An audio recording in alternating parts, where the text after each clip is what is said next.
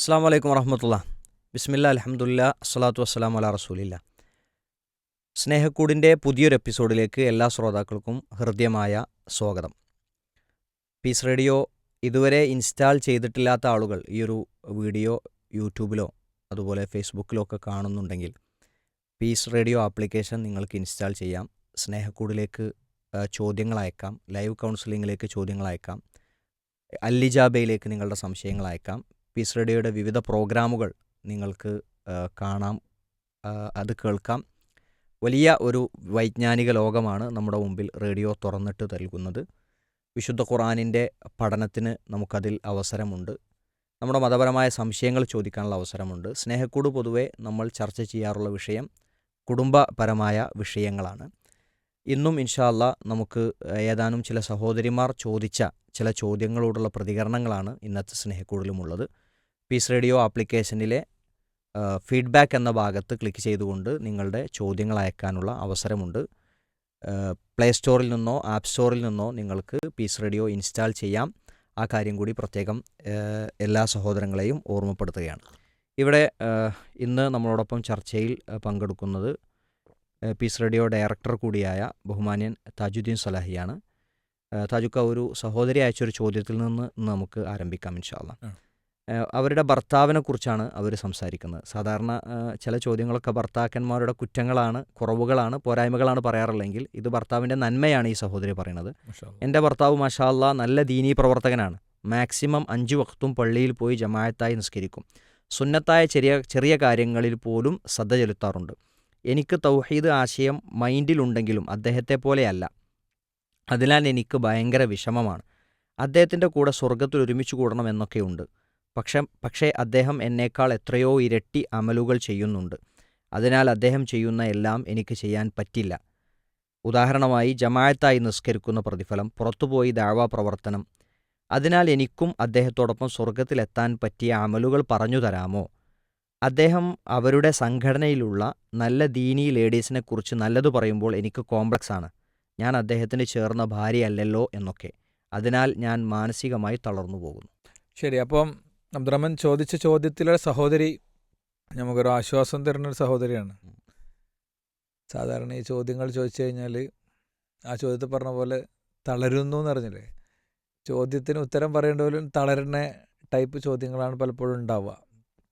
ഇന്നത്തെ എപ്പിസോഡിൽ നമുക്കൊരു ആശ്വാസമുള്ള പ്രചോദനമുള്ള ചോദ്യം ഉന്നയിച്ച സഹോദരിയെ പ്രത്യേകം അഭിനന്ദിക്കണം. എൻ്റെ അർത്ഥം വേറെ ചോദിക്കേണ്ടതൊന്നുമല്ല, അതെ, സന്തോഷം ഉണ്ടാകുമ്പോൾ പറയണമെന്നാണല്ലോ.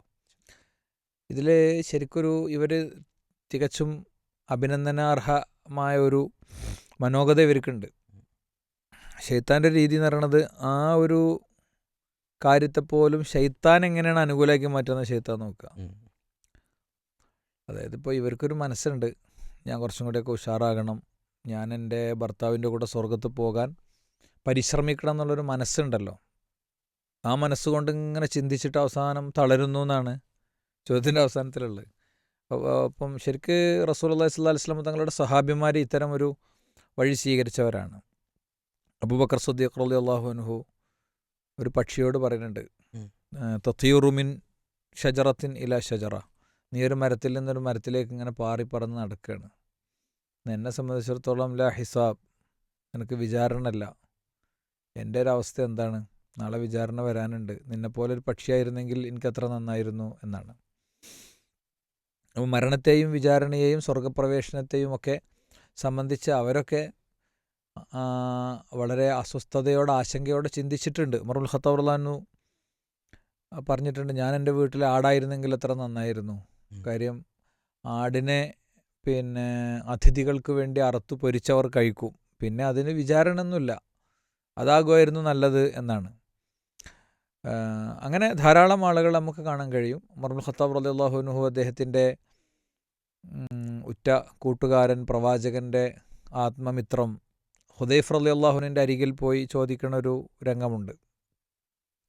ലഖദ് സമ്മാലക റസൂലുള്ളാഹി സ്വല്ലല്ലാഹു അലൈഹി വസല്ലം അസ്മാഅൽ മുനാഫിഖീൻ ഹൽ സമ്മാനി ഫി ദാലിക്, നിങ്ങൾക്ക് അല്ലാഹുവിൻ്റെ റസൂൽ മുനാഫിഖീങ്ങളെ എല്ലാവരെയും സംബന്ധിച്ച് പറഞ്ഞു തന്നിട്ടുണ്ട്. ഇടത്തും വലത്തും മുന്നിലും പിന്നിലും ഭയങ്കര ഈമാനൊക്കെ അഭിനയിച്ചിങ്ങനെ കൂടെ നടക്കുന്ന ചില ആളുകൾ കള്ളന്മാരാണ് ഹുദൈഫ, അവരെ നീ സൂക്ഷിച്ചോ എന്ന് ചെവിയിൽ പറഞ്ഞു കൊടുത്തിട്ടുണ്ട്. ഹൽ സമ്മാനി ഫിദാലിക്, ആ കൂട്ടത്തിൽ ഞാനുണ്ടോ എന്ന് എന്നോട് ഉമർ ഖത്താബ് വന്ന് ചോദിച്ചിരുന്നു എന്നാണ്. സ്വർഗം കൊണ്ട് സന്തോഷ വാർത്ത അറിയിക്കപ്പെട്ട ആളുകളിൽപ്പെട്ട വ്യക്തികളാണ് അബൂബക്കർ, ഉമർ ഇവരൊക്കെ. അപ്പം ആ സഹോദരിയോട് നമുക്ക് പറയാനുള്ളത്, എല്ലാവരോടും പറയാനുള്ളത്, ഞാനൊക്കെ കുറച്ച് ഓക്കെയാണ്, കുറച്ച് ഉഷാറാണ്. അയൽപ്പക്കത്തുള്ള ആളുകളൊക്കെ വെച്ച് നോക്കുമ്പോൾ ഞങ്ങളുടെ വീട്ടിലൊരു 5 മണിക്ക് രാവിലെ ലൈറ്റ് തെളിയും, ഞങ്ങളെല്ലാവരും സുബഹി നിസ്കരിക്കും. അവരൊക്കെ 8 മണിക്ക് എണീക്കണവരാണ്. അങ്ങനെ ഈ നിങ്ങളെക്കാളും താഴെയുള്ളവരിലേക്ക് നോക്കുക എന്ന് പറയുന്നത് ആരാധനയിലും ഇബാദത്തിലും റബ്ബിനോടുള്ള കടപ്പാടിലും അല്ല, മറിച്ച് കിട്ടിയ അനുഗ്രഹങ്ങളിലാണ്. ആ നിലക്ക് ആ സഹോദരി ഈ ചിന്ത തുടരുക തന്നെയാണ് വേണ്ടത്. 2, അവരുടെ ഭർത്താവിനോളം അവർക്ക് എത്താൻ പറ്റുന്നില്ല എന്നതാണ്. അത് ഈ ദമ്പതിമാർ പരസ്പരം ഒന്ന് പ്ലാൻ ചെയ്ത് ചെയ്യേണ്ട കുറേ കാര്യങ്ങൾ ഇതിലൊക്കെ ഉണ്ട്. അത് പ്രവാചകൻ സ്വല്ലല്ലാഹു അലൈഹി വസല്ലം തന്നെ അങ്ങനെ നമ്മൾ പഠിപ്പിച്ചിട്ടുണ്ട്. പിന്നെ അല്ലാഹുവിൻ്റെ റസൂൽ സ്വല്ലല്ലാഹു അലൈഹി വസല്ലം പറഞ്ഞു, സ്വന്തം ഭാര്യയെ മുഖത്ത് വെള്ളം തെളിച്ച് രാത്രി നമസ്കാരത്തിന് വേണ്ടി എഴുന്നേൽപ്പിക്കുന്ന ഭർത്താവ് എത്ര നല്ല ഭർത്താവാണ്. സ്വന്തം ഭർത്താവിൻ്റെ മുഖത്ത് വെള്ളം കുടഞ്ഞ് എഴുന്നേൽപ്പിക്കുന്ന ഭാര്യ എത്ര നല്ല ഭാര്യയാണ്. അപ്പോൾ എന്താ പറയുക, 0 ബൾബുകളും വ്യത്യസ്തമായ ഫാൻസി ലൈറ്റുകളും കൊണ്ടൊക്കെ അലങ്കരിച്ച് നല്ല മെത്തയും വിരിയൊക്കെ ഉള്ള ബെഡ്റൂമൊക്കെ ഉണ്ടാകും. അതിൽ പക്ഷേ ഒരിക്കൽ പോലും ഇങ്ങനത്തെ ഒരു സംഭവം 1 ടൈം പോലും ജീവിതത്തിൽ ഇല്ലാത്തവരാണ് മഹാകോടികൾ, കോടിക്കോടി മനുഷ്യർ, വിശ്വാസികൾ. അപ്പോൾ അവിടെ അങ്ങനത്തെ ഒരു കാര്യം ശരിക്ക് ഉണ്ട്. പരസ്പരം പ്രേരിപ്പിക്കണേ, പ്രോത്സാഹിപ്പിക്കണേ, സഹായിക്കണേ, പിന്തുണക്കണേ, ആരാധനകളിൽ സപ്പോർട്ട് ചെയ്യണേ. അതുകൊണ്ട് തന്നെയാണ് മർഅത്തുൻ സ്വാലിഹ ആരാണെന്ന് ചോദിച്ചപ്പോൾ നിൻ്റെ പരലോകത്തിൻ്റെ കാര്യത്തിൽ നിന്നെ സഹായിക്കുന്ന ആളാണെന്നൊക്കെ റസൂലുള്ളാഹി സ്വല്ലല്ലാഹു അലൈഹി വസല്ലം മറുപടി പറയാനുള്ള കാരണം. അപ്പോൾ അത് ഭർത്താവ് ഭാര്യയും കൂടി ഒന്ന് പ്ലാൻ ചെയ്തൊരു ഉണ്ടാക്കിയിട്ട്, ഒരു പ്ലാൻ ഉണ്ടാക്കിയിട്ട് പോവുകയാണ് വേണ്ടത്. അത് ഭാര്യക്കും ഭർത്താവിനും മക്കൾക്കൊക്കെ വ്യത്യസ്തമായ മൊഡ്യൂളായിരിക്കും വേണ്ടി വരിക. കാര്യം ഭാര്യ ഫുൾ ടൈം വീട്ടിലുള്ള ആളായിരിക്കും, ചിലപ്പോൾ ജോലിക്ക് പോകുന്ന ആളായിരിക്കും, മക്കൾക്ക് പഠിക്കാനായിരിക്കും, ചില മക്കൾ നാട്ടിലുണ്ടാകും, ചിലവർ നാട്ടിലുണ്ടാകില്ല. അപ്പോൾ ഇസ്ലാമികമായി സ്ഥിരമായി ചെയ്യാവുന്ന കുറച്ച് കാര്യങ്ങൾ എന്ന് പറയുന്നത് പലർക്കും പല രീതിയിലായിരിക്കും നന്നാവുക. രാവിലെ 3 മണിക്ക് എണീറ്റ് റബ്ബർ ടാപ്പിങ്ങിന് പോണ സുഹൃത്തുക്കൾ എനിക്കറിയാം. 2:30 മണിക്ക് എണീറ്റ് പോണ ആൾക്കാരെ എനിക്കറിയാം. എനിക്കും അദ്രമനൊക്കെ കോമൺ ആയിട്ട് അറിയുന്ന ആളുകളുണ്ട്. അപ്പോൾ അവർക്ക് ശരിക്ക് രാത്രി നിസ്കാരം ഭയങ്കര സിമ്പിളസ്റ്റ് സംഭവമാണ് അല്ലേ, സിമ്പിളായിട്ട് നിസ്കരിക്കാം. രാത്രി ഒന്നും വൈകി വരുന്നവരുണ്ടാവും, അവർക്കും ഓരോ ഭാര്യയ്ക്കും ഭയങ്കര സുഖമാണ്. 2 ആൾ നിസ്കരിച്ച് കിടന്നാൽ മതി, ഭാര്യയ്ക്ക് എണീറ്റ് നിസ്കരിക്കുക, മൂപ്പർക്ക് വന്നൊന്ന് ഫ്രഷായിട്ട് മൂപ്പർക്കും നിസ്കരിക്കുക.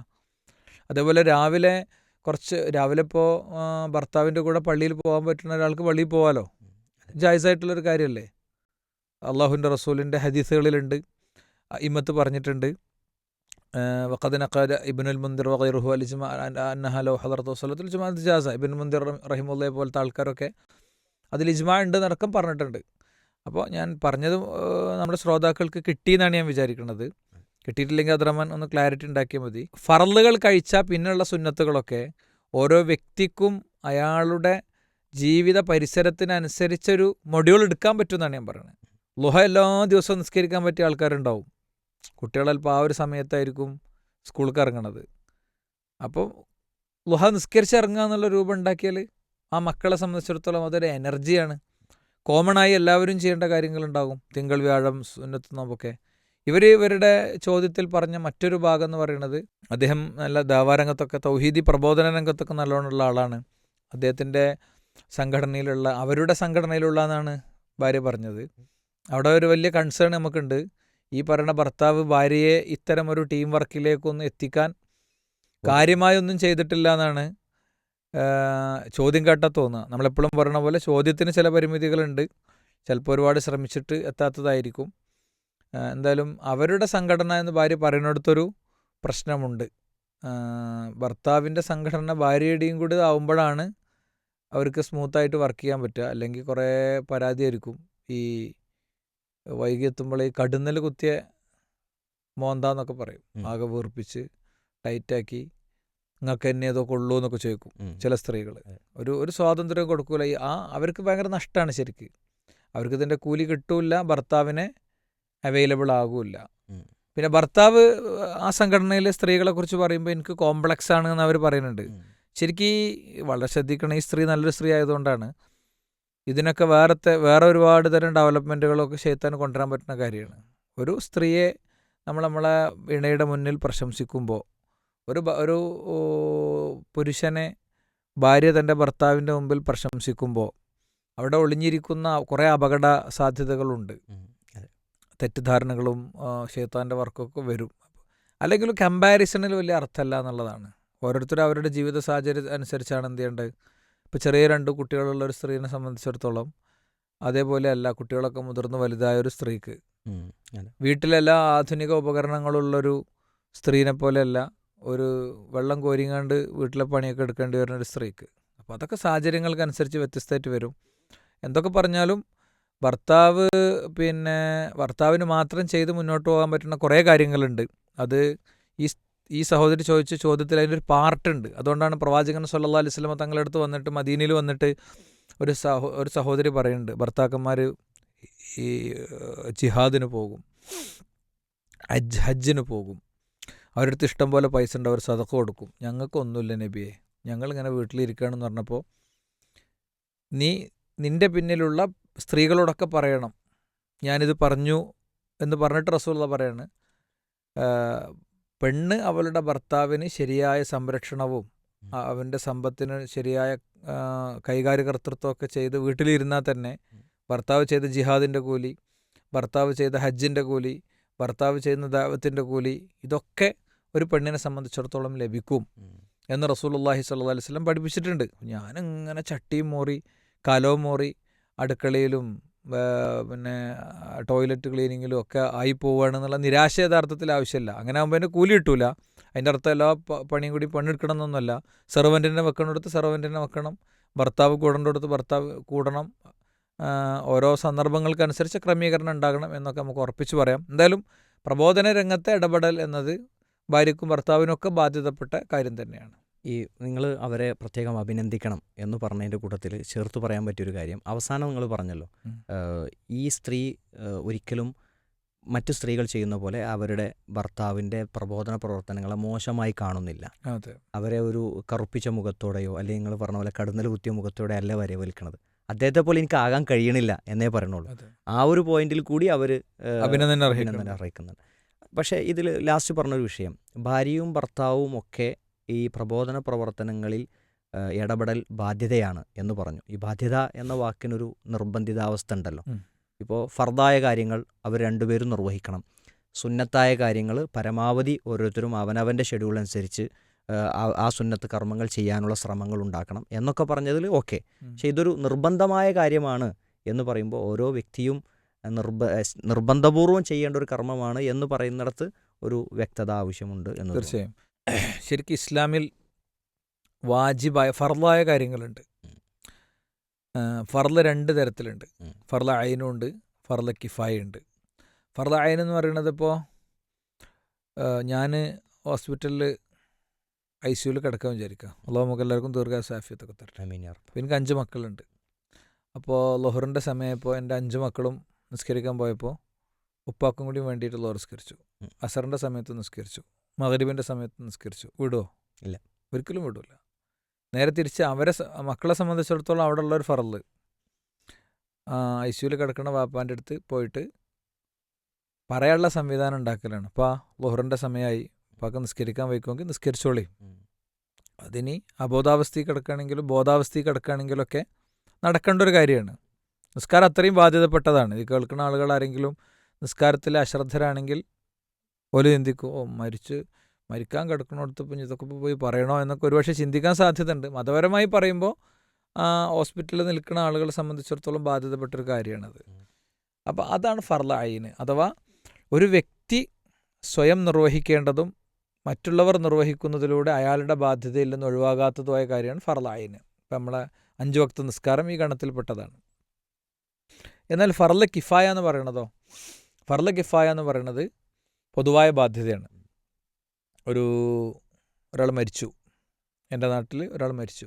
അപ്പോൾ ഞാൻ നാട്ടിൽ നിന്ന് വേറെ ഏതൊരു പരിപാടിക്ക് പോകാൻ വേണ്ടി ഇറങ്ങാമെന്ന് വിചാരിക്കുക. അപ്പോൾ ഞാൻ പോയി, എനിക്ക് കുറ്റമൊന്നും കിട്ടൂല. അത് ക്രമപ്രകാരം അത് നടന്നാൽ, ഒരു ബംഗാളിയായൊരു മനുഷ്യൻ മരിച്ചു, അയാളുടെ കാര്യമൊന്നും നോക്കാൻ ആരും വരുന്നില്ല, അപ്പോൾ അയൽവാസികൾക്കൊക്കെ കുറച്ചും കൂടി വലിയ ബാധ്യത ഉണ്ട്. ആ പഞ്ചായത്തിലെ മുഴുവൻ ആളുകളിൽ ഏറ്റവും ബാധ്യത ആർക്കാണ്? തൊട്ടാൽപക്കത്തുള്ള അയാളുമായി കുറച്ചധികം കമ്മ്യൂണിക്കേറ്റ് ചെയ്യുന്ന ആളുകൾക്കാണ്, അയാളുമായിട്ട് നല്ല ബന്ധം പുലർത്തുന്ന ആളുകൾക്ക്. അപ്പം എൻ്റെ ഒരു ബിൽഡിങ്ങിലാണ് മൂപ്പർ താമസിക്കണമെങ്കിൽ എനിക്ക് കൂടുതൽ ബാധ്യത ഉണ്ട്. അപ്പം ആരെങ്കിലുമൊക്കെ നിർവഹിച്ചാൽ കുറ്റത്തുനിന്ന് രക്ഷപ്പെടുന്നതും ചെയ്തവർക്ക് കൂലി കിട്ടുന്നതും ആയ ഫർളുണ്ട്. ശരിക്കും ഇസ്ലാമിക ദഅവത്ത് എന്ന് പറയുന്നത് ഈ രണ്ട് ഗണത്തിലും ഒരേപോലെ പെടുന്ന കുറേ കാര്യങ്ങൾ വരും. ജനറലായിട്ട് ഇവിടെ ഇസ്ലാം വിമർശനം വന്നു, ഒരു പുതിയ ആരോപണം വന്നു, ആ ആരോപണത്തിന് മറുപടി പറയുക, അതിൻ്റെ ക്ലാരിറ്റി ഉണ്ടാക്കുക എന്നുള്ളത് ഓരോ വ്യക്തിയെ സംബന്ധിച്ചിടത്തോളവും ആ നിലക്ക് ബാധ്യത ഉണ്ടാവില്ല. ആ വിഷയത്തിൽ ഉള്ള പണ്ഡിതന്മാർക്കായിരിക്കും അത്തരം വിഷയത്തിലൊരു ബാധ്യത ഉണ്ടാകുക. പൊതുസമൂഹത്തെ സംബന്ധിച്ചിടത്തോളം അത്തരം പണ്ഡിതന്മാരുണ്ടായി വരാനുള്ള സ്ഥാപനങ്ങളും സംവിധാനങ്ങളും സൗകര്യങ്ങളും ഒരു റിസോഴ്സസും ഒക്കെ ഉണ്ടാക്കാനുള്ള ഒരു പിന്നെ ആരോഗ്യവും സമയവും സമ്പത്തൊക്കെ കൊടുക്കലാണ് അവരുടെ ഉത്തരവാദിത്തം. അതാണ് ഇപ്പോൾ നമ്മൾ ജാമിയ അൽ ഹിന്ദൊക്കെ പോലെയുള്ള സ്ഥാപനങ്ങളിലൂടെ നിർവഹിച്ചു വരുന്നത്. രണ്ടാമത്തെ കാര്യം വ്യക്തിപരമായി തന്നെ ചെയ്യേണ്ടതാണ്. എൻ്റെ വാപ്പ, എൻ്റെ ഭാര്യ, എൻ്റെ കുടുംബങ്ങൾ, എൻ്റെ ബന്ധുക്കൾ, ഞാനുമായിട്ട് കണ്ടിന്യൂസ് ആയി തുടർച്ചയായി ബന്ധപ്പെട്ട് നിൽക്കുന്ന ആളുകൾ, അവർക്കുള്ള ദഅവത്ത് എന്ന് പറയുന്നത് എന്നെ സംബന്ധിച്ചിടത്തോളം ഫർദ് ഐനായിട്ടുള്ള കാര്യമാണ്. ഖു അൻഫുസക്കും വഅഹ്ലീകും നാറ, നിങ്ങളെയും നിങ്ങളുടെ അഹ്ലിനെയും നരകത്തുനിന്ന് കാക്കാൻ വേണ്ടത് ചെയ്യണം. ഫഅൻദിർ അശീറത്തക്കൽ അഖറബീൻ, നിൻ്റെ ഏറ്റവും അടുത്ത ബന്ധുക്കൾക്ക് നീ ഈ സന്ദേശം എത്തിക്കണം. അതിൻ്റെ അടിസ്ഥാനത്തിലാണ് പ്രവാചകൻ സ്വല്ലല്ലാഹു അലൈഹി വസല്ലം എല്ലാവരെയും വിളിച്ചു കൂട്ടുന്നതും അവരോടൊക്കെ ഇസ്ലാം പറയണതും ആദ്യത്തെ സ്പീച്ച് വരുന്നതൊക്കെ അങ്ങനെയാണ്. അപ്പോൾ ഈ ദഅവ എന്നത് ഇങ്ങനെയാണ് എന്നത് നമ്മൾ വെറുതെ പറയണതല്ല. വ്യക്തികളോട് ബാധ്യത ഉള്ളതുപോലെ തന്നെ വിഷയങ്ങളോടും ബാധ്യത ഉണ്ടാകും. ഇപ്പം ഒരു ഗവൺമെൻറ്റിന് ശരിക്കും സ്വാധീനിച്ച് ഇടപെട്ട് ചെയ്യേണ്ട ഒരു കാര്യം, അതിൽ നല്ല സ്വാധീനമുള്ളൊരു വ്യക്തിക്ക് അവിടെ ആ ബാധ്യത ഉണ്ടാകും. നന്നായി എഴുതുന്ന ഒരാൾക്ക് എഴുത്തിൻ്റെ കാര്യത്തിൽ ബാധ്യത ഉണ്ടാകും. നല്ല ക്യാഷുള്ള ആൾക്ക് ക്യാഷിൻ്റെ കാര്യത്തിൽ കൂടുതൽ ബാധ്യത ഉണ്ടാകും. അപ്പോൾ ഇതിപ്പം ഷെയ്ഖ് ഇബ്നു ബാസ് റഹിമഹുല്ലയെ പോലുള്ള മഹാപണ്ഡിതന്മാരൊക്കെ അവരെടുത്ത ആളുകൾ ചോദിച്ചപ്പോൾ വിശദമായി പറഞ്ഞ ഫത്വകളുണ്ട്. പൊതുവേ നമ്മൾ ആളുകൾക്ക് പെട്ടെന്ന് ക്യാച്ച് ചെയ്യാൻ പറ്റിയ 2 വാചകം നമ്മളൊക്കെ സംസാരത്തിൽ നമ്മൾ സ്ഥിരമായി ഉദ്ധരിക്കാറുണ്ട്. വഇൻദ ഖില്ലത്തി ദുആത്ത്, ദഅവത്ത് നടത്താൻ ആളുകൾ കുറവുള്ള കാലത്ത്, ദാഇമാരുടെ എണ്ണം കുറവുള്ള കാലത്ത്. വഇൻദ കസറത്തിൽ മുൻകറാത്ത്, തിന്മകൾ വർദ്ധിക്കുന്ന കാലത്ത്. വഇൻദ ഗലബത്തിൽ ജഹിൽ, അജ്ഞത വ്യാപിക്കുന്ന കാലത്ത്. തക്കൂനു ദഅവ ഫർദ് ഐൻ, ദഅവത്ത് ഫർദ് ഐന് തന്നെയാണ് അലാ കുല്ലി വാഹിദീൻ, ഓരോരുത്തർക്കും ബിഹസ്ബ ത്വാഖത്തിഹി, അയാളുടെ കഴിവനുസരിച്ച്. അപ്പോൾ ഇത് ഒഴിവ് കിട്ടുമ്പോൾ ചെയ്യേണ്ട കാര്യമല്ല, ഒഴിവുണ്ടാക്കി ചെയ്യേണ്ട കാര്യമാണ്. അപ്പോൾ സ്ത്രീകളാണെങ്കിലും പുരുഷന്മാരാണെങ്കിലും കുട്ടികളാണെങ്കിലും ഒക്കെ അവരെ സംബന്ധിച്ചിടത്തോളം അവരുടെ ബിഹസ്ബ ത്വാഖത്തിഹി, പടച്ചോൻ അവർക്ക് കൊടുത്ത അനുഗ്രഹത്തിനും അവർക്ക് കൊടുത്ത കഴിവുകൾക്കും സാഹചര്യങ്ങൾക്കൊക്കെ അനുസരിച്ച് അവരെ സംബന്ധിച്ചിടത്തോളം എന്താകും, ഇത് ബാധ്യതയായി മാറും. അതുകൊണ്ടാണ് മഹാനായ ലുഖ്മാൻ അലൈഹിസ്സലാം മകന് കൊടുക്കുന്ന ഉപദേശങ്ങളുണ്ട്. മോനോട് നീ നന്മ കൽപ്പിക്കണം, നീ തിന്മ വിരോധിക്കണം എന്നൊക്കെ പറയുന്ന വചനങ്ങൾ നമ്മളെ സംബന്ധിച്ചിടത്തോളം നമുക്ക് കാണാൻ സാധിക്കും. അതല്ല ഈ ഒരു ദഅവ മൂവ്മെൻറ്റിൻ്റെ ഭാഗമായിട്ടില്ലെങ്കിൽ, അല്ലെങ്കിൽ നന്മ കൽപ്പിക്കുന്ന തിന്മ വിരോധിക്കുന്ന കാര്യങ്ങളിൽ ഒരു വ്യക്തി ഉണ്ടായിട്ടില്ലെങ്കിൽ അയാളെ സംബന്ധിച്ചിടത്തോളം അയാൾക്കുള്ള നഷ്ടങ്ങളെക്കുറിച്ചും വിശുദ്ധ ഖുർആനും തിരുസുന്നത്തും വളരെ വലിയ അർത്ഥത്തിൽ നമ്മളെ ബോധ്യപ്പെടുത്തുന്നുണ്ട്. അതുകൊണ്ട് ഇത് ബാധ്യതയാണ്, ഇത് ചുമതലയാണ്, ഇത് ഉത്തരവാദിത്തമാണ്. ഓരോരുത്തർക്കും അവരുടെ കഴിവും കപ്പാസിറ്റി അനുസരിച്ച് ഇത് ചെയ്യാന്നുള്ളത് നടക്കേണ്ടതാണ്. അത് അവരുടെ സംഘടന എന്നല്ല പറയേണ്ടത്, നമ്മുടെ സംഘടന തന്നെയാണ് പറയേണ്ടതെന്ന് കൂടി നമുക്ക് കൂട്ടിച്ചേർത്ത് പറയാം. ഈ വ്യക്തിബാധ്യതയാണ് എന്ന് പറഞ്ഞു. അപ്പോൾ അത് ഫർദ് ഐൻ തന്നെയാണ്. ഓരോരുത്തരും വ്യക്തി നിർവഹിച്ചിട്ടില്ലെങ്കിൽ അയാൾ കുറ്റക്കാരനാകുന്ന തരത്തിലുള്ള ഒരു പുണ്യകർമ്മം തന്നെയാണ് ദഅവ എന്നുള്ളത്, പ്രബോധനം എന്നുള്ളത്. അപ്പോൾ ഈ പ്രബോധനം ചെയ്യാൻ ഈ സംഘടന എന്നൊരു വാക്ക് ആ സ്ത്രീ ഉപയോഗിച്ചുകൊണ്ട് അതിനെപ്പറ്റി കൂടി ചോദിക്കുകയാണ്. ഈ സ്ത്രീയെ സംബന്ധിച്ചിടത്തോളം അവർക്ക് വ്യക്തിപരമായി ദഅവ നടത്താനുള്ള സ്വന്തം കുടുംബത്തിലാകാം, അവരുടെ ഒരു കൂട്ടുകാരികൾക്കിടയിലാകാം, അങ്ങനെയൊക്കെ ദഅവ നടത്താനുള്ള ഒരു സാധ്യത വേണമെങ്കിൽ ഉപയോഗപ്പെടുത്താം. ഈ ഒരു അദ്ദേഹം വർക്ക് ചെയ്യുന്നൊരു സംഘടനയിലോ അല്ലെങ്കിൽ ഏതെങ്കിലും ഒരു ഇസ്ലാമിക മതപ്രബോധന മേഖലയിലോ ഒക്കെ പ്രവർത്തിക്കുന്നതിന് പോകാതെ ഇവർക്ക് തന്നെ വ്യക്തിപരമായി ദഅവക്കുള്ള അവസരം അവരുടെ മുമ്പിലുണ്ട്. പക്ഷേ ഇവരൊരു കൂട്ടായ്മയുടെ ഭാഗമായി യഥാർത്ഥമായ ഇസ്ലാമിക പ്രബോധനം നിർവഹിക്കുന്ന സംഘടനയുടെ ഭാഗമായി തീർന്നാൽ എന്താണ് അവർക്ക് ഇതുകൊണ്ട് കിട്ടുന്ന ഗുണം എന്നതുകൂടി പറഞ്ഞു കൊടുത്താൽ, എനിക്ക് തോന്നുന്നു ഇപ്പോൾ തൗഹീദ് ഞാനൊക്കെ ഉൾക്കൊണ്ടിട്ടുണ്ട്, പക്ഷേ അദ്ദേഹത്തെ പോലെ ഞാൻ അത്ര സജീവമല്ല എന്ന് പറഞ്ഞല്ലോ. അപ്പോൾ ഇത് ഒരുപക്ഷെ അവർക്ക് ഒന്ന് സജീവമായി ഇടപഴകാനും ഈ പ്രബോധന രംഗത്ത് സംഘടനയിൽ തന്നെ കൂടി പ്രവർത്തിക്കാനൊക്കെ ഒരു പ്രചോദനം അതിലുണ്ടാവും. അതെ, ഇതിൽ ആ ഭാഗം ശരിക്കത്തിലൊന്ന് അഡ്രസ്സ് ചെയ്ത് പോകേണ്ടതാണ്. അതായത് അവർ പറഞ്ഞല്ലോ, പിന്നെ എനിക്ക് തൗഹീദ് അത്ര തന്നെ മൂപ്പർ അത്ര തന്നെ അങ്ങോട്ട് ഇല്ല എന്നുള്ളൊരു പ്രയോഗം പോലെ വന്നു. എനിക്കൊരു മൈൻഡിലുണ്ടെന്നുള്ളൂ. ശരിക്കും ഈ തൗഹീദ്, അഖീദ, വിശ്വാസം എന്നൊക്കെ പറയണത് അത് തസ്ദീഖും ബിൽ ഖൽബ്, ഇഖ്റാറും ബിൽ ലിസാൻ, തസ്ദീഖും ബിൽ ഖൽബ്, അമലും ബിൽ ജവാരിഹ് എന്നാണ് പൊതുവെ പറയാം. അതായത് ഇതിൻ്റെയൊക്കെ അടിസ്ഥാനമായ ഈമാനിനെ കുറിച്ച് അത് നാവുകൊണ്ട് പറഞ്ഞ് ഹൃദയം കൊണ്ട് വിശ്വസിച്ച് ജീവിതം കൊണ്ട് കാണിക്കേണ്ടതാണ്. മാത്രമല്ല ഫഅലം അന്നഹു ലാ ഇലാഹ ഇല്ലല്ലാഹ്, അള്ളാഹുവിനെ മാത്രം ആരാധിക്കണമെന്നത് നീ ശരിക്കും അറിഞ്ഞ് മനസ്സിലാക്കണം. മാത്രമല്ല ഈ മരിക്കുമ്പോൾ ചെല്ലണ ലാ ഇലാഹ ഇല്ലല്ലാഹിനെ കുറിച്ച് പറയുന്നിടത്ത് മൂക്കിനും ബിഹി എന്നുണ്ട്. അതിൽ ഉറച്ച് വിശ്വസിച്ചുകൊണ്ട് ലാ ഇലാഹ ഇല്ലല്ലാഹ് പറഞ്ഞാൽ മാത്രം പോരാ. അപ്പം അതുകൊണ്ട് അവർ ആ കാര്യം ശ്രദ്ധിക്കണം. പിന്നെ ഇതിൽ എന്ന് വെച്ച് കഴിഞ്ഞാൽ നമ്മൾ പറഞ്ഞ ഒരു കാര്യമുണ്ട്. ഇത് ഒരു വ്യക്തി എന്നുള്ള നിലയ്ക്ക് ഇത് നിർവഹിക്കൽ വളരെ ശക്തമായ ബാധ്യതയാണെന്ന് നമ്മൾ പറഞ്ഞല്ലോ. ഒരു വ്യക്തി ഇത് നിർവഹിച്ചില്ലെങ്കിൽ അയാൾക്കുള്ള കുറച്ച് നഷ്ടങ്ങളുണ്ട്. ഇപ്പോൾ ആ നഷ്ടം കൂടി പറഞ്ഞാലേ നമുക്ക് ആ നേട്ടത്തെ ശരിക്കും മനസ്സിലാക്കാൻ പറ്റുള്ളൂ. ഇപ്പോൾ അള്ളാഹുവിൻ്റെ ശാപം ബനു ഇസ്രായേലികൾക്ക് കിട്ടണതിൻ്റെ കാരണം പറഞ്ഞപ്പോൾ ലുഇനല്ലദീന കഫറു മിൻ ബനി ഇസ്രായേൽ അലാ ലിസാനി ദാവൂദ വ ഈസ ഇബ്നു മറിയം ദാലിക ബിമാ അസവ കാനൂ യഅ്തദൂൻ കാനൂ ലാ യതനാഹൗന അൻ മുൻകരിൻ ഫഅലൂ എന്നാണ്. ബനു ഇസ്രായേലികൾ ദാവൂദ് അലൈഹി ഇസ്ലാമയുടെ നാവുകൊണ്ടും ഈസാ അലൈഹി ഇസ്ലാമയുടെ നാവുകൊണ്ടും ശപിക്കപ്പെടാനുള്ള കാരണം, നിങ്ങൾ നശിച്ച സമൂഹമാണ് എന്നവർ പറയാനുള്ള കാരണം, അവർ തിന്മകൾ പ്രവർത്തിച്ചതും നന്മകൾ കൽപ്പിക്കാത്തതും തിന്മയ്ക്കെതിരിൽ ശബ്ദിക്കാത്തതുമാണ്.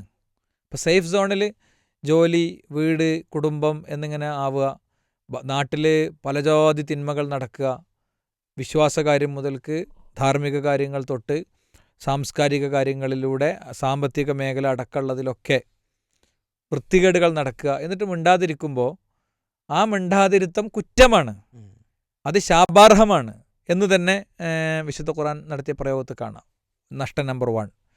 രണ്ടാമത്തത് റസൂലുള്ളാഹി സ്വല്ലല്ലാഹു അലൈഹി വസല്ലം തങ്ങൾ പറഞ്ഞു, വല്ലാഹി ല തഅ്മുറൂന ബിൽ മഅറൂഫ് വല തൻഹൗന അനിൽ മുൻകർ, നിങ്ങൾ നന്മ കൽപ്പിക്കുകയും വേണം, നിങ്ങൾ തിന്മ വിരോധിക്കുകയും വേണം. ഇല്ലെങ്കിൽ അള്ളാഹു നിങ്ങൾക്ക് ശിക്ഷ അയക്കും. സുമ്മ തദ്ഉനഹു ഫലാ യുസ്തജാബു ലക്കും, പിന്നെ നിങ്ങൾ അവനോട് പ്രാർത്ഥിക്കും, ആ പ്രാർത്ഥനയ്ക്ക് ഉത്തരമുണ്ടാവുകയില്ല. അപ്പോൾ നമ്മൾ നമ്മുടെ മക്കൾക്ക് വേണ്ടി പഠിച്ചോനെ എൻ്റെ കുഞ്ഞിൻ്റെ ഇന്ന അസുഖം അത് മാറിക്കിട്ടണേ എന്ന് നമ്മൾ പ്രാർത്ഥിക്കുകയാണ്. അല്ലെങ്കിൽ എൻ്റെ കുട്ടി ഈ അപകടത്തിൽ നിന്ന് രക്ഷിക്കണമെന്ന് പ്രാർത്ഥിക്കുകയാണ്. അല്ലെങ്കിൽ ഒരു ലാബ് റിപ്പോർട്ട് നെഗറ്റീവായി വന്നത് സംബന്ധിച്ച് നമ്മൾ പഠിച്ചവനോട് പറയാണ്. അവിടെയൊക്കെ ഒരു വ്യക്തിക്ക് അയാളുടെ പ്രാർത്ഥനയ്ക്ക് ഉത്തരം കിട്ടാനും കൂടി വെച്ച നിബന്ധനയാണ് എന്ത്? അയാൾ നന്മ കൽപ്പിക്കണം, അയാൾ തിന്മ വിരോധിക്കണം എന്ന് പറയണത്. അപ്പോൾ അത്തരമൊരു കാര്യം ഒരു വ്യക്തി നിർവഹിക്കാൻ അവരൊരു ടീം വർക്കിൻ്റെ ഭാഗമായി നിൽക്കുക എന്നുള്ളത് അതും മതം നിഷ്കർഷിക്കുന്ന ഒരു കാര്യമാണ്. ഈ കാര്യം ഒറ്റക്കൊറ്റക്ക് ചെയ്യാനല്ല. ഖുറാൻ്റെ ഹദീസിൻ്റെയൊക്കെ നിർദ്ദേശം എന്ന് പറയുന്നത് പിന്നെ കുനു മഅ സ്വാദിഖീൻ, നിങ്ങൾ സത്യം പറയുന്നവരുടെ കൂടെയാകണം. ഷെയ്ഖ് അൽബാനി റഹിമഹുല്ല ഇത് ഉദ്ധരിച്ചുകൊണ്ട് തന്നെ കൂട്ടമായി കൂട്ടത്തോടെ ഒന്നിച്ച് ഇത്തരം പ്രവർത്തനങ്ങളുടെ ഭാഗമാകണമെന്ന് തന്നെ പറഞ്ഞിട്ടുണ്ട്. ഇന്നമ അൽഗനം അൽ ഖാസിയ, ഒറ്റപ്പെട്ടു പോകുന്ന ആട്ടിൻ കുഞ്ഞിനെയാണ് ചെന്നായ പിടിക്കുന്നത് എന്ന് പറഞ്ഞിട്ടുണ്ട്. മാത്രമല്ല ഒരു നാട്ടിൽ ഒരു പട്ടണത്തിലാകട്ടെ, ഒരു മരുഭൂമിയിലാകട്ടെ, ഒരു ഗ്രാമത്തിലാകട്ടെ, എവിടെയാകട്ടെ, അവിടെ ഒന്നിലധികം ആളുകളുണ്ടെങ്കിൽ അവരൊന്നിച്ചാണ് അവരുടെ കാര്യങ്ങളൊക്കെ നിർവഹിക്കേണ്ടത്. ഇല്ലെങ്കിൽ അവരുടെ മേൽ ഇസ്തഹ്വദ അലൈഹിമു ഷൈത്താൻ, ഷൈത്താൻ അവരുടെ മേൽ എന്ത് ചെയ്യും, സ്വാധീനം ചെലുത്തും എന്നൊക്കെ പറഞ്ഞത് നമുക്ക് കാണാൻ പറ്റും. മാത്രമല്ല പ്രവാചകൻ സ്വല്ലല്ലാഹു അലൈഹി വസല്ലം പ്രവാചകത്വമുള്ള ആളായിട്ട് പോലും അദ്ദേഹം കുഞ്ഞു കുഞ്ഞു സാധ്യതകളൊക്കെ കൂടെ നിർത്താൻ ശ്രമിച്ചിട്ടുണ്ട്. ഖദീജ റളിയല്ലാഹു അൻഹയെ, അലി റളിയല്ലാഹു അൻഹുവിനെ, അബൂബക്കർ സിദ്ദീഖ് റളിയല്ലാഹു അൻഹുവിനെ. അങ്ങനെ ഒരു ഒറ്റക്ക് പോകാനല്ല. ഈസാ അലൈഹിസ്സലാം മൻ അൻസ്വാരി ഇലല്ലാഹ്, ആരാണ് അള്ളാഹുവിൻ്റെ പേരിൽ എന്നെ സഹായിക്കുക, അള്ളാഹുവിന് വേണ്ടി ഈ കാര്യത്തിൽ എന്നെ ആരാണ് സഹായിക്കുക എന്നൊക്കെ ചോദിച്ചാൽ നമുക്ക് കാണാൻ കഴിയും. അതുകൊണ്ട് ആ ഒരു ടീം വർക്ക് എന്നുള്ളത് പറ്റിയോനിങ്ങനെ വേണമെങ്കിൽ എടുത്തോട്ടെ എന്നുള്ള അങ്ങനത്തെ ഒരു സംഗതി അല്ല. അത് നമുക്കൊരു പ്രവർത്തന സൗകര്യമാണ്. നമ്മളൊറ്റക്ക് നിർവഹിച്ചാൽ നടക്കാത്ത കാര്യങ്ങൾ പല കഴിവുകളെ കോർഡിനേറ്റ് ചെയ്തുകൊണ്ട് ഇപ്പോൾ നമ്മളിപ്പോൾ പീസ് റേഡിയോയിൽ പല കഴിവുകളെയാണ് കോർഡിനേറ്റ് ചെയ്യുന്നത്. ചില ആളുകൾ ശബ്ദം കൊടുക്കുന്നു, ചില ആളുകൾ സമ്പത്ത് കൊടുക്കുന്നു, ചില ആളുകൾ ഐഡിയാസ് കൊടുക്കുന്നു, ചില ആളുകൾ ടെക്നിക്കൽ കഴിവുകൾ കൊടുക്കുന്നു. അങ്ങനെ പലരുടെയും ഷെയറിംഗ് ആണ് ഈ ഒരു കൂട്ടായ്മ എന്ന് പറയുന്നത്. അപ്പോൾ ഈ മൈക്ക് പർച്ചേസ് ചെയ്യണമെങ്കിൽ ഇവിടെ കൃത്യമായൊരു പോളിസി ഉണ്ട്. അതിനെ അറിയാം, ഞാൻ ശ്രോതാക്കൾക്ക് വേണ്ടിയാണ് പറയുന്നത്. ഇതിൻ്റെ കോട്ട് എടുക്കണം. 2-3-4 കമ്പനിൻ്റെ കോട്ട് എടുത്ത് അതിലെ റേറ്റ് നോക്കി, എൻ്റെ വാറണ്ടി പോളിസീസ് നോക്കി ഒരു ടീം അത് ഡിസ്കസ് ചെയ്ത് അതൊരു നമ്മുടെ കമ്മിറ്റിയുടെ മുന്നിൽ വെക്കും. കമ്മിറ്റിയുടെ മുമ്പിൽ അത് ചാർജുള്ള ആളുകൾ എന്നുള്ളവർക്ക് നമ്മളെന്ത് ചെയ്യും, വേറൊരു പാരലൽ ടീമിനെ വെച്ച് ഇത് പരിശോധിക്കും, ഇതിങ്ങനെ തന്നെയല്ലേ വേണ്ടത് പരിശോധിക്കും. അപ്പോൾ അവിടെയൊക്കെ നമ്മൾ ഒരുപാട് കഴിവുകളെയാണ് കോർഡിനേറ്റ് ചെയ്യണത്. അപ്പോൾ ഈ ഒരു സംഭവം അമ്പിയാക്കളും ചെയ്തു പോയതാണ്. അതുകൊണ്ട് സ്ത്രീക്ക്, പുരുഷന്, കുട്ടികൾക്കും ഒക്കെ നമ്മൾ കൂട്ടായ്മകൾ ഉണ്ടാക്കിയത് അതുകൊണ്ടാണ്. ചെറിയ കുട്ടികൾക്ക് ബാലവേദി ഉണ്ട്, ഹൈസ്കൂൾ വിങ് ഉണ്ട്, കോളേജിലും പ്രൊഫഷണൽ കോളേജിൽ പഠിക്കുന്നവർക്ക് അതിനുണ്ട്, അറബി കോളേജ് പഠിക്കുന്നവർക്ക് അതിനുള്ള സംവിധാനമുണ്ട്, ആർട്സ് ആൻഡ് സയൻസ് കോളേജ് പഠിക്കുന്നവർക്ക് അതിനുള്ള സംവിധാനമുണ്ട്. അതിൽ തന്നെ പരീക്ഷാ അനുബന്ധ കാര്യങ്ങളുണ്ട്, എല്ലാമുണ്ട്. പ്ലസ് യുവാക്കൾക്കുണ്ട്, മുതിർന്നവർക്കുണ്ട്, സ്ത്രീകൾക്കുണ്ട്, അങ്ങനെ എല്ലാവർക്കും ഉണ്ട്. നമ്മൾ ഈ ടീം വർക്കുമായിട്ട് പോകുന്നത് അതുകൊണ്ടാണ്. അപ്പോൾ അതിൻ്റെ ഒരു ഏറ്റവും വലിയ അഡ്വാൻറ്റേജ് എന്ന് പറയുന്നത്, ഏറ്റവും വലിയ നേട്ടങ്ങളിൽ ഒന്നെന്ന് പറയുന്നത്, നമ്മൾ ചെയ്യേണ്ട ഒരു ഫർള് നമ്മുടെ വളരെ ചെറിയ സമയവും നമ്മുടെ ഒരുപാട് പരിമിതികൾക്കും ഇടയിലൂടെ പോകുമ്പോൾ ആ ഫർള് ചെയ്യാനുള്ളൊരു സൗകര്യം ഒരുങ്ങുക എന്നുള്ളതാണ്. അപ്പം ഞാൻ ഈ വർത്താനൊക്കെ എൻ്റെ വീട്ടിലിരുന്ന് പറഞ്ഞാലും വർത്താനം തന്നെയാണ്. 2 ആളെ വെച്ചിട്ട് ഞാൻ അങ്ങനെ പറഞ്ഞാലും ഇതൊക്കെ വർത്താനം തന്നെയാണ്.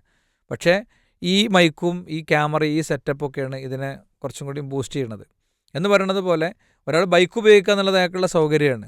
എന്ന് പറയുന്നത് പോലെ അയാൾ ചെയ്യാനുള്ളൊരു ഫർളാണെന്ത്, ദഅവ എന്ന് പറയുന്നത്. അപ്പോൾ ആ ഫർള് ശരിയാം വിധം നടപ്പിലാക്കാനുള്ളൊരു സിസ്റ്റമാണ് സംഘടന. അതിൻ്റെ അർത്ഥം കേവലം ഒരു മൈക്ക് പോലെയോ കേവലം ഒരു ബൈക്ക് പോലെയോ അല്ല, മറിച്ച് നിങ്ങൾ സംഘടിതരായി തന്നെ അത് ചെയ്യണമെന്നും നിർവഹിക്കണമെന്നും അത് പറഞ്ഞിടത്തൊക്കെ അംറും ബിൽ മഅറൂഫ് പറഞ്ഞിടത്തൊക്കെ അങ്ങനെയാണ് പറഞ്ഞത്. വൽതക്കും മിൻകും ഉമ്മ, നിങ്ങളിൽ നിന്നൊരു സമൂഹം ഉണ്ടാകട്ടെ. പിന്നെ വകദാലിക ജഅൽനാകും ഉമ്മതൻ വസതൻ, നിങ്ങളൊരു മധ്യമ സമൂഹമാക്കിയിരിക്കുന്നു. ലിതകൂനു ശുഹദാ അലന്നാസ്, നിങ്ങൾ ജനങ്ങൾക്ക് സാക്ഷിയാകാൻ വേണ്ടിയാണ്, പോലുള്ള ധാരാളം പ്രയോഗങ്ങളും കാണാൻ കഴിയും. അപ്പോൾ നേട്ടങ്ങൾ ഇനിയും ഒരുപാട് പറയാം. ഞാനതിൽ ഒന്ന് ബ്രീഫ് ചെയ്ത് പറയുകയാണെങ്കിൽ, ഫർളായി നമ്മൾ ചെയ്യേണ്ട കാര്യം അത് ചിലപ്പോൾ ഫർള ഐനായിരിക്കും, ചിലപ്പോൾ ഫർള കിഫായ ആയിരിക്കും. ഏത് ഫർളാണെങ്കിലും ആ ഫർളായി ചെയ്യാനുള്ള കാര്യം ഒരു വ്യവസ്ഥാപിതമായി കൂടുതൽ ആളുകളിലേക്ക് കുറഞ്ഞ സമയം കൊണ്ട് എത്താനുള്ളൊരു സൗകര്യമാണ് സംഘടനാ സംവിധാനം എന്ന് പറയുന്നത്. അതുകൊണ്ട് അതിൻ്റെ ഭാഗമാവുന്നതാണ് നമ്മളെല്ലാവരും ചെയ്യേണ്ടത്. ഇപ്പോൾ നമ്മളിപ്പോൾ ഒരു പ്രബോധന സംഘടനയുടെ ഭാഗമായി പ്രവർത്തിക്കുകയാണ്. ഇപ്പോൾ ഈ റേഡിയോ എന്നുള്ളൊരു സംവിധാനം ഇത് ആളുകളിലേക്ക് എത്തിച്ചു കൊടുക്കുന്നു. ഇതിൽ റേഡിയോയിൽ അവതാരകർ എന്ന രൂപത്തിൽ ചെറിയ പ്രവർത്തനങ്ങൾ നമ്മൾ ചെയ്യുന്നു. അതോടൊപ്പം അതിൻ്റെ ഒരു കമ്മിറ്റി എന്നുള്ള നിലക്ക് അതിൻ്റെ ചർച്ചകളിലും പങ്കെടുക്കുന്നു. പക്ഷേ ഇതേ റേഡിയോയെ തന്നെ പല നിലക്കും സാമ്പത്തികമായി സഹായിക്കുന്ന ആളുകൾ, നേരത്തെ പറഞ്ഞ ഈ ടെക്നിക്കൽ സംഗതികൾ ചെയ്യുന്ന ആളുകൾ, അവരൊക്കെ ചെയ്യുന്ന ആ ഒരു പ്രവർത്തനത്തിൻ്റെ പ്രതിഫലത്തിൻ്റെ ഓഹരി കൂടി ഇതിൻ്റെ ഒരു നമ്മളെ ഏൽപ്പിച്ച ഉത്തരവാദിത്തം അത് നിർവഹിക്കുന്നതിലൂടെ നമുക്ക് ലഭിക്കാനുള്ളൊരു അവസരമുണ്ട്. ഇപ്പോൾ ഉഹദ് യുദ്ധത്തിൽ പങ്കെടുത്ത ആളുകളെ സംബന്ധിച്ചോളം ആ യുദ്ധത്തിൽ ഒരു പാർട്ട് വഹിച്ചത് കുതിരപ്പടയാളികളുണ്ടാവും, ഒട്ടകത്തിൻ്റെ പുറത്ത് യാത്ര, കാലാൾപ്പടയുണ്ടാകും. ഇതിൽ ഏതെങ്കിലും നിലക്ക് മറ്റു സഹായങ്ങൾ ചെയ്ത് നബി സല്ലല്ലാഹു അലൈഹി വസല്ലം തന്നെ മദീനയിൽ ചുമതല ഏൽപ്പിച്ച ആളുകളുണ്ടാവും. ഈ ഭാഗമായി അതുമായി ബന്ധപ്പെട്ട എന്തെങ്കിലും ഒരു ചുമതല വഹിച്ച ആൾക്ക് മുഴുവൻ ആ ജിഹാദ് എന്ന ഒരു പൂർണ്ണമായ വലിയ പ്രതിഫലത്തിൻ്റെ ഓഹരി അവർക്കെല്ലാവർക്കും കിട്ടുകയാണ്. ഈ കൂട്ടായ്മയുടെ ഭാഗമായി നമ്മൾ പ്രവർത്തിക്കുന്ന സമയത്ത് ലഭിക്കുന്നൊരു വലിയ നേട്ടം, ഈ വലിയൊരു കൂട്ടായ്മ കേരളത്തിൻ്റെ അങ്ങതലം മുതൽ ഇങ്ങേതലം വരെ ലോകത്തിൻ്റെ വിവിധ ഭാഗങ്ങളിൽ, നോർത്ത് അമേരിക്കയിൽ, അതുപോലെ ഓസ്ട്രേലിയയിൽ, അങ്ങനെ എല്ലായിടത്തും ഇതിൻ്റെ ഭാഗങ്ങളുണ്ട്. അവിടെയൊക്കെ നടക്കുന്ന പ്രവർത്തനങ്ങളുടെ ഒരു ഓഹരി നമ്മളെ ഏൽപ്പിച്ചിട്ടുള്ള ചെറിയ ദൗത്യങ്ങൾ, ആ ദൗത്യങ്ങൾ നിർവഹിക്കുന്നതിലൂടെ ഈ നടക്കുന്ന മുഴുവൻ പ്രവർത്തനങ്ങളുടെ പ്രതിഫലത്തിൻ്റെ ഒരു പങ്ക് പറ്റാനുള്ള അവസരം കൂടി ഇതിലൂടെ ഉണ്ടാവുന്നുണ്ട്. ഈ സൂറത്ത് യാസീനിലൊരു വചനം ഉണ്ടല്ലോ, ഇന്നാ നഹ്നു നുഹ്യിൽ മൗത വനക്തുബു മാ ഖദ്ദമു വആസാറഹു. ശരിക്ക് ഈ ദഅവാ രംഗത്തും പ്രബോധന സംവിധാനങ്ങളിലൊക്കെ ഉള്ള ആളുകൾ ഹൃദയമറിഞ്ഞുകൊണ്ട് ഓതുന്നൊരു വചനാണിത്. ഇതിൻ്റെ ഒരാശയ ചുരുക്കവും ആത്മാർത്ഥമായ അതിൻ്റെ ഒരു അനുഭവ പരിസരവും കിട്ടിയ ഒരു വ്യക്തിയെ സംബന്ധിച്ചിടത്തോളം അയാൾ സ്വാഭാവികമായൊരു സമയം ഇതുപോലത്തെ കാര്യങ്ങൾക്ക് വേണ്ടി കണ്ടെത്തുന്നുള്ള കാര്യത്തിലൊരു സംശയമല്ല. ആയത്തിൻ്റെ അർത്ഥം ആദ്യം പറയാം. ഇന്നാ നഹ്നു നുഹ്യിൽ മൗത വനക്തുബു മാ ഖദ്ദമു വആസാറഹും. നമ്മളാണ് മരിച്ചവരെ ജീവിപ്പിക്കുന്നത്. നമ്മൾ ഓരോ മനുഷ്യനും ചെയ്യുന്ന എല്ലാ കാര്യങ്ങളും രേഖപ്പെടുത്തുന്നുണ്ട്. ചെയ്യുന്ന കാര്യം മാത്രമല്ല, അതിൻ്റെ അനന്തരഫലങ്ങളെയും രേഖപ്പെടുത്തുന്നുണ്ട്. അപ്പോൾ ഒരു പ്രദേശത്ത് 3-4 വ്യക്തികൾ കൂടി ഒരു ടീമുണ്ടാക്കി, ഒരു കമ്മിറ്റി ഉണ്ടാക്കി, സ്ത്രീകളുടെ ഒരു കമ്മിറ്റി ഉണ്ടാക്കി എന്ന് വിചാരിക്കുക. ഒരു സഹോദരിയാണല്ലോ ഇപ്പോൾ ചോദിച്ചത്. ആ സ്ത്രീകളുടെ കമ്മിറ്റി ഉണ്ടാക്കി അവരിരുന്നു. അപ്പോൾ അവർക്ക് മേൽ കമ്മിറ്റിയിൽ നിന്നൊരു ലെറ്റർ കിട്ടും, ഇന്ന കാര്യങ്ങളിലൊക്കെ ഒന്ന് ഇടപെടണം എന്ന് പറഞ്ഞിട്ട്. അപ്പോൾ അതിലുണ്ട് എന്ന് വിചാരിക്കുന്നത്, ഇപ്പോൾ നമ്മളൊരു പദ്ധതി ഉണ്ടല്ലോ, യൂത്തിൻ്റെ ഒരു പദ്ധതി ഉണ്ട്. ഈ വിവാഹപ്രായം എത്തിയ ആണിനും പെണ്ണിനുമുള്ളൊരു ഒരു വൺ ഡേ വർക്ക്ഷോപ്പ്. അപ്പോൾ അത് കണ്ടപ്പോൾ അതിലുള്ളൊരു സ്ത്രീ, നമുക്ക് ഈ പരിപാടി ഒന്ന് ഇവിടെ വെക്കണം. അപ്പോൾ അതിനെന്തൊക്കെ വേണ്ടി വരും, നമുക്ക് ആരെയാണ് കിട്ടുക? അപ്പം സാധാരണഗതിയിൽ അത്തരം വിഷയങ്ങളൊക്കെ സംസാരിക്കുന്ന ആളുകളൊക്കെ ഒന്ന് വിളിച്ചു. 2-3 ആൾ വന്നു. അപ്പം അങ്ങനെ അപ്പോൾ ആ ഒരു പണിയുണ്ട്. പിന്നെ അതിലേക്ക് ആളുകൾ എത്തിക്കണം. അപ്പോൾ അത് പള്ളിയിൽ അനൗൺസ് ചെയ്തു. പിന്നെ ഒന്ന് ഇരുന്നിട്ടൊന്ന് ലിസ്റ്റ് ചെയ്തു. ലിസ്റ്റ് ചെയ്തിട്ട് ഇങ്ങനെ ഞങ്ങൾക്ക് +2 പഠിക്കുന്ന മോളുണ്ടല്ലോ, കല്യാണം, ഞങ്ങളെ മോനൊരു 10-23 വയസ്സായില്ലേ, കല്യാണം കഴിക്കാനൊക്കെ ആയില്ലേ എന്നൊക്കെ പറഞ്ഞ് കുറച്ച് ആൾക്കാരെ ഓരോ വിളിച്ചു. അപ്പോൾ ഒരു 10-50 ആൾ വന്നു. ക്ലാസ് എടുക്കാനുള്ള ആൾ വന്നു. പോസ്റ്റർ കാര്യങ്ങളൊക്കെ ഡിസൈൻ ചെയ്തു. ഏതോ ഒരു സ്ത്രീക്ക് അയച്ചു കൊടുത്തു, അല്ലെങ്കിൽ ഒരു പുരുഷനെ അയച്ചു കൊടുത്തു, ഡിസൈൻ ചെയ്തു. അങ്ങനെ അതിൻ്റെ കാര്യങ്ങളൊക്കെ ചെയ്തു. അപ്പം അതിൽ നിന്ന് ഒരു കുട്ടി വിവാഹത്തിനൊരിക്കലും സമ്മതിക്കാതെ ഒരു അശുദ്ധമായ ബന്ധത്തിലുണ്ടായിരുന്നൊരു കുട്ടി അതിൽ നിന്ന് പുറത്തു പോകുന്നെന്ന് വിചാരിക്കുക. ആ പുറത്തു പോകുന്നതിന് മാത്രമല്ല കോലിട്ടുക, മറിച്ച് അതിലൂടെ അവൾക്കുണ്ടാകുന്ന എല്ലാ പരിവർത്തനങ്ങൾക്കും, അവളുടെ മാതാപിതാക്കൾക്കുണ്ടാകുന്ന സന്തോഷത്തിനും, അത്രയും കാലം അവൾ ചാറ്റിങ്ങിലും ടീ ഷോപ്പിലും അങ്ങനെ പലയിടത്തും കറങ്ങി നടന്നിരുന്നതിനൊക്കെയുള്ള കൂലി ഇവരെ സംബന്ധിച്ചിടത്തോളം കിട്ടും. ഒരു ചെറിയ സ്പാർക്കായിരിക്കും അത്. അപ്പോൾ അവിടെ അവരെന്ത് ചെയ്തു, ഇങ്ങനെ ഒരു പരിപാടി വെച്ചത് കണ്ടിട്ട് തൊട്ടപ്പുറത്തെ പ്രദേശത്തെ ആൾക്കാരും ഇങ്ങനെ ഒരു പരിപാടി തീരുമാനിച്ചു. അപ്പം അതിൻ്റെ കൂലിയും കിട്ടി, അതിലൂടെ ഉണ്ടാകുന്ന മാറ്റങ്ങളും കിട്ടി. അപ്പം അത്ര വലിയൊരു സംഭവമാണിത്. നമ്മൾ സാധാരണ പറയും മൾട്ടി ലെവൽ മാർക്കറ്റിംഗ് എന്ന് പറയും. ഒരാൾ, അയാളുടെ ലെഫ്റ്റും റൈറ്റും ഒരാൾ, ഇയാൾക്ക് കിട്ടണത് എന്ത് ചെയ്യും, താഴത്തുനിന്നാണ് പിരമിഡ് വരിക, പിരമിഡ് താഴത്തുനിന്നാണ് വരിക. ഒരാൾ, അയാളുടെ 2 ആൾ, പിന്നെ 2 ആൾ, പിന്നെ ഇങ്ങനെ ഇങ്ങനെ ഇങ്ങനെ താഴോട്ട് പോകുന്നു. ഈ ഏറ്റവും താഴെയുള്ള വ്യക്തികൾ തൊട്ട് എല്ലാവരും ചെയ്യണതിൻ്റെ ഒരു ഷെയർ ഈ ഒന്നാമത്തെ വ്യക്തിക്ക് കിട്ടുന്നു എന്നാണ്. അപ്പോൾ ദഅവത്തിന് അത്രയും വലിയ സാധ്യത ഉള്ളത് കൊണ്ട് തന്നെയാണ് സ്വഹാബത്ത് റളിയല്ലാഹു അൻഹും മക്കയിലെ മസ്ജിദുൽ ഹറാമും മദീനയിലെ മസ്ജിദുൻ നബവിയും അവിടുത്തെ റുക്കൂവും സുജൂദും പുണ്യവും പ്രവാചകൻ സ്വല്ലല്ലാഹു അലൈഹി വസല്ലം തങ്ങളുടെ സാന്നിധ്യം, ഒരു തേനീച്ച മുഴക്കം പോലെ അദ്കാറും തഹ്ലീലും മുഴങ്ങുന്ന ആത്മീയ അന്തരീക്ഷമൊക്കെ ഒഴിവാക്കിയിട്ട് അവർ ഈ കേരളം പോലെ ഒക്കെയുള്ള നാടുകളിലേക്ക് ദഅവത്തിന് വന്നത് ദഅവത്തിന് എത്രയും വലിയ പുണ്യങ്ങളുള്ളത് കൊണ്ട് തന്നെയാണ്. അപ്പോൾ ഒരുപാട് മഹത്വങ്ങളും നേട്ടങ്ങളും നമുക്കിതിൽ പറയാൻ പറ്റും. വേറൊന്ന്, നമ്മളിപ്പോൾ മെമ്പർഷിപ്പൊക്കെ കൺക്ലൂഡ് ചെയ്യാൻ പോവുകയാണ് നമ്മൾ, അല്ലെങ്കിൽ ചിലപ്പോൾ ഈ എപ്പിസോഡ് എയർ ചെയ്യുമ്പോൾ കുറേ കാലത്തിന് ശേഷം എയർ ചെയ്യുമ്പോഴും ഒക്കെ ആളുകൾ കേൾക്കും ഈ വാചകം. എപ്പോൾ ആണെങ്കിലും നമ്മൾ കൂട്ടായ്മയിൽ മെമ്പർഷിപ്പ് എടുക്കുക, അതിന് പ്രശ്നമൊന്നുമില്ല. അപ്പം ഞാൻ പറയണത്, പിന്നെ അങ്ങനെ ഒരു വ്യക്തി മെമ്പർഷിപ്പും കാര്യങ്ങളൊക്കെ ആയിട്ട് പോകുമ്പോൾ സത്യത്തിലുള്ള നേട്ടം എന്താണ്? ഈ ലിസ്റ്റിൽ ഈ പേരുകൾ കംപ്ലീറ്റ് ഉണ്ടാവും. അപ്പോൾ ഏത് പരിപാടി ഉണ്ടാകുമ്പോൾ അങ്ങനെ വിളിക്കും. മനസ്സിലായല്ലേ? ഇത് ഈ കൂട്ടായ്മ കൊണ്ട് കിട്ടുന്ന വലിയൊരു കാര്യമാണ്. ശരിയായ എഡിറ്റിംഗ് ഇങ്ങനെ നടക്കും. വ്യക്തിപരമായി ഉള്ള പല പല കാര്യങ്ങളിലുള്ള കൃത്യമായ എഡിറ്റിംഗ് ഇങ്ങനെ നടക്കും. നമ്മളെ കുറവുകൾ, നമുക്ക് പിന്നെ ഉള്ള കുറവുകൾ അതിങ്ങനെ നമ്മോട് പറഞ്ഞുകൊണ്ടിരിക്കും, ആളുകൾ പറഞ്ഞുകൊണ്ടിരിക്കും. അത് വരണം, ചില സ്ഥലങ്ങളിലൊന്നും അത് വരുന്നില്ല. തിരുത്തുകയാണെങ്കിൽ തിരുത്തുന്നത് ചില ആളുകൾക്ക് അസ്വസ്ഥതയായിരിക്കും. അങ്ങനെ ധാരാളം നേട്ടമുണ്ട്. തീർച്ചയായും അതിൽ ഉറപ്പിച്ച് പറയാൻ പറ്റുന്ന ഒരു നേട്ടം, നിങ്ങൾ രോഗിയാണെന്നറിയുമ്പോൾ, നിങ്ങൾക്കൊരു അപകടം പറ്റിയെന്നറിയുമ്പോൾ, നിങ്ങൾക്ക് വിവാഹപ്രായം എത്തിയൊരു മോളുണ്ട് എന്നറിയുമ്പോൾ, നിങ്ങളുടെ മോന് കല്യാണം അന്വേഷിക്കുകയാണെന്ന് മനസ്സിലാകുമ്പോൾ, നിങ്ങളുടെ വീട് ചോർന്നൊലിക്കുന്ന ഒന്നാണെന്ന് തിരിച്ചറിയുമ്പോൾ, നല്ല നനവുള്ള കണ്ണുകളും നിറഞ്ഞ മനസ്സും കൊണ്ട് പ്രാർത്ഥിക്കുന്ന കുറേയധികം മനുഷ്യന്മാരുണ്ടാവാറുണ്ട്. ആരാണ് എന്താണെന്നൊന്നും അറിയാത്ത. ഞാൻ എൻ്റെ ഒരു വളരെ എക്സ്ക്ലൂസീവായിട്ട് എനിക്ക് തോന്നിയ ഒരു കാര്യം, നമ്മുടെ ഒരു സഹപ്രവർത്തകൻ്റെ കുട്ടി ജനിച്ച് 3-ാം ദിവസം മരണപ്പെട്ടു. അതിൻ്റെ ഇടയ്ക്ക് ആ കുട്ടിക്ക് വലിയ സർജറി ഒക്കെ നടന്നു. അപ്പോൾ ആ കുട്ടിയുടെ മയ്യത്ത് ഇങ്ങനെ കയ്യിൽ വെച്ചിരിക്കുകയാണ്. മയ്യത്ത് കട്ടിലൊന്നും എടുക്കേണ്ട അത്ര വെയിറ്റ് ഒന്നും ഇല്ലല്ലോ, 3 ദിവസമേ ജനിച്ചിട്ടായിട്ടുള്ളൂ. അവളെ കീറി പൊളിച്ച് അവൾ പിന്നെയും ചുങ്ങിയിട്ടുണ്ട് ശരിക്ക്. ജനിച്ചൊരു 3-4 ദിവസം കഴിയുമ്പോൾ കുട്ടികളൊന്നും മൊത്തത്തിൽ ചുങ്ങുമല്ലോ, ആ ചുങ്ങലും ഇതൊക്കെ കൂടെ ആയിട്ട് ശരിക്കും പാൽ ഒരുവട്ടോടെയും കുടിച്ചിട്ടില്ല അവൾ. കൈത്തണ്ടയിൽ വെച്ചിട്ട് ഇങ്ങനെ പോവാണ്. നല്ല മഴ പാറ്റുന്ന, മഴ ഇങ്ങനെ തൂങ്ങി നിൽക്കുകയാണ്. ഇരുട്ട് വന്നു തുടങ്ങിയിട്ടുണ്ട്.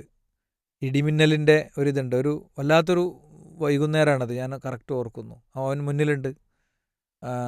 കുറച്ച് നേരം അവൻ കൈ പിടിച്ചു. നമ്മൾ പലരും ഇങ്ങനെ കൈ പിടിച്ച് കുഞ്ഞിനെയും കൊണ്ട് ഇങ്ങനെ പോവാണ്. ഞാൻ ബാക്കിലേക്ക് ഇങ്ങനെ തിരിഞ്ഞു നോക്കിയപ്പം എത്രങ്ങാനും മനുഷ്യന്മാരെന്നറിയോ. ഈ കുഞ്ഞിന് പേര് പോലും ഇട്ടിട്ടില്ല. ഈ കുഞ്ഞിനെ ആർക്കും അറിയില്ല. ഒറ്റ കാര്യമുള്ളൂ, അദ്ദേഹം ഈ ഒരു ടീം വർക്കിൻ്റെ ഭാഗമാണ്. അത് മാത്രമേ അതിൻ്റെ കാരണമുള്ളൂ. അപ്പോൾ സ്വാഭാവികമായിട്ടും ആ ജനാസ നമസ്കാരം നമ്മളെ പിന്നെ ഇവിടെ തൃശ്ശൂർ ചാവക്കാട് ഉള്ള അവിടെ സ്ഥലം എനിക്ക് കറക്റ്റ് കിട്ടണില്ല. അവിടെയുള്ള നമ്മുടെ ഒരു പ്രവർത്തകൻ ഷിഹാബ് ഗഫറല്ലാഹു ലഹു മരണപ്പെട്ടു.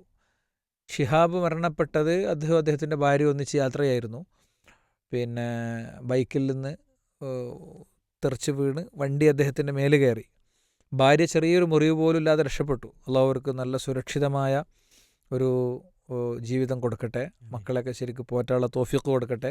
അവരുടെ കാര്യത്തിൽ ഏറ്റവും ഹൈറായ കാര്യം അവരുടെ കുടുംബജീവിതത്തിൽ അല്ലാഹു സുബ്ഹാനഹു തആല ആ ഒരു ഉത്തരത്തിലേക്ക് അവരെ എത്തിച്ചു കൊടുക്കുമാറാകട്ടെ. അപ്പോൾ ഞാൻ പറയണത്, മരിച്ചു, സ്പോട്ടിൽ അദ്ദേഹം മരണപ്പെട്ടു. നമ്മുടെ സുഹൃത്തുക്കളാണ് അദ്ദേഹത്തിൻ്റെ ഇതൊക്കെ വാരിയെടുത്ത് കൊണ്ടുപോയത്.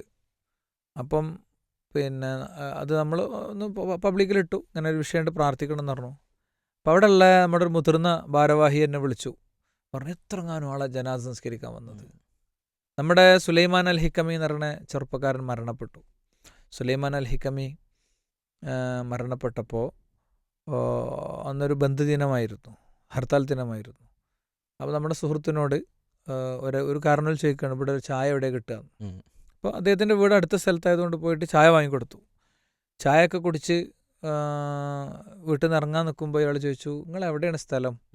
അപ്പോൾ ഇയാൾ ചാവക്കാടുള്ള ആളാണ്. നിങ്ങൾ എങ്ങനെ ഇങ്ങോട്ട് വന്നത് ഹർത്താലായിട്ട്? ഞാൻ നേരെ വീട്ടിൽ നിന്ന് റോട്ടിൽ കയറി ഒരു ബൈക്കിന് കൈ കാണിച്ചു. ആ ബൈക്ക് എത്താവുന്നത്ര ദൂരം അതിൽ പോയി. പിന്നെ അടുത്ത ബൈക്കിന് കൈ കാണിച്ചു. 12 ബൈക്ക് കയറിയാണ് ഞാൻ വരുന്നത്, മണ്ണാർക്കാടെത്തിയത്. ഇനി അങ്ങനെ തന്നെ തിരിച്ചും പോവും. അപ്പോൾ ഈ സുലൈമാൻ അൽ ഹിക്കമിനെ നേരിട്ട് ഒരു വട്ടം പോലും കാണാത്ത ഒരാൾ.